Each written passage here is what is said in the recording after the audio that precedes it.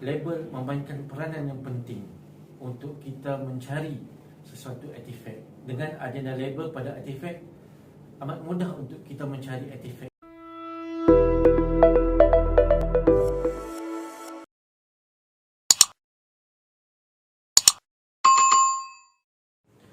Assalamualaikum dan salam sejahtera.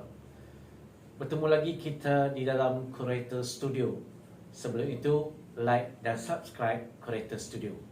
Hari ini saya akan membicarakan tentang label. Sebelum kita meneruskan bicara, eloklah kiranya kita berkenalan apakah dengan definisi label.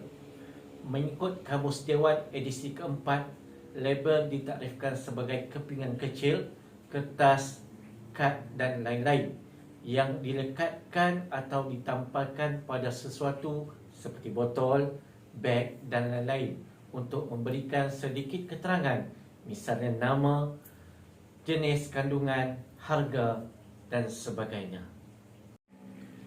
Label memainkan peranan yang penting dalam konservasi.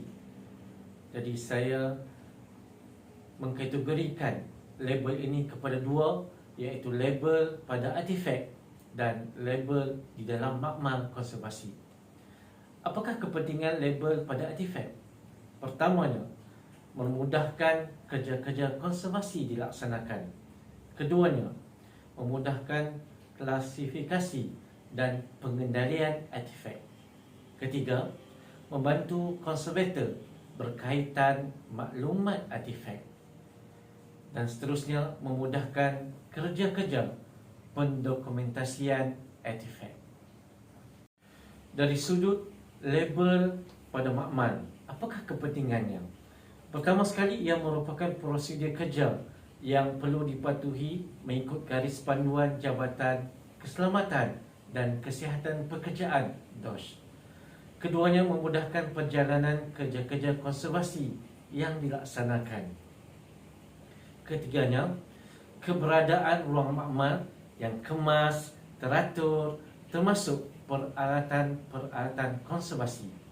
Dan seterusnya, keselamatan konservator dalam mengendalikan peralatan termasuk bahan-bahan kimia.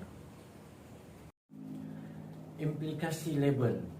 Di dalam stor, label memainkan peranan yang penting untuk kita mencari sesuatu artifak. Dengan adanya label pada artifak, amat mudah untuk kita mencari artifak itu.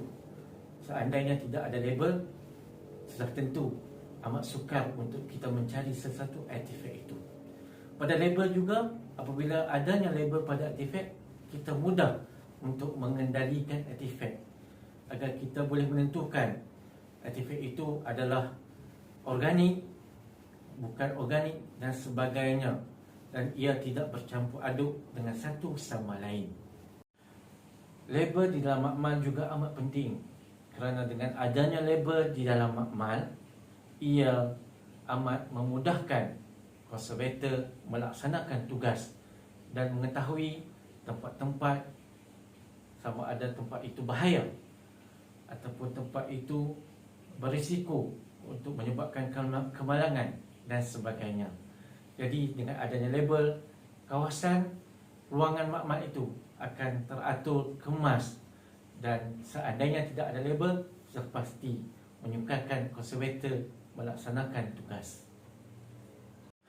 Label pada peralatan yang digunakan oleh konservator begitu penting kerana ia memudahkan seorang konservator melaksanakan tugas untuk kerja-kerja konservasi artifak. Seandainya peralatan-peralatan yang digunakan tidak dilabel, ia amat sukar sekali untuk konservator mencari peralatan untuk melaksanakan kerja-kerja konservasi.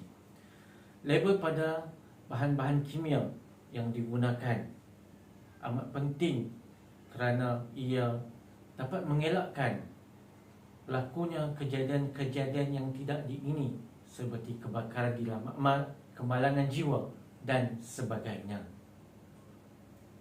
Tuan-tuan dan puan-puan, konklusi daripada label ini, yang pertama sekali, ia dapat membantu konservator melaksanakan tugas dengan baik, cepat dan berkualiti.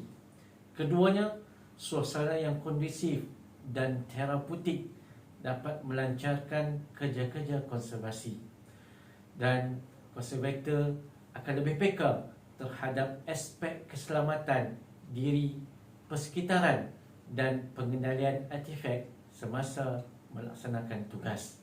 Jadi, label itu amat penting dalam kita menguruskan kerja-kerja konservasi, sama ada pada artifak itu sendiri dan di dalam makmal.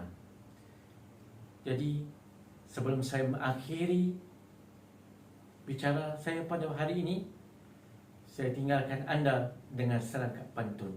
Puisi lama, puisi tradisi, bicara indah dalam bahasa, konservasi bersama demi generasi, memelihara khazanah budaya bangsa.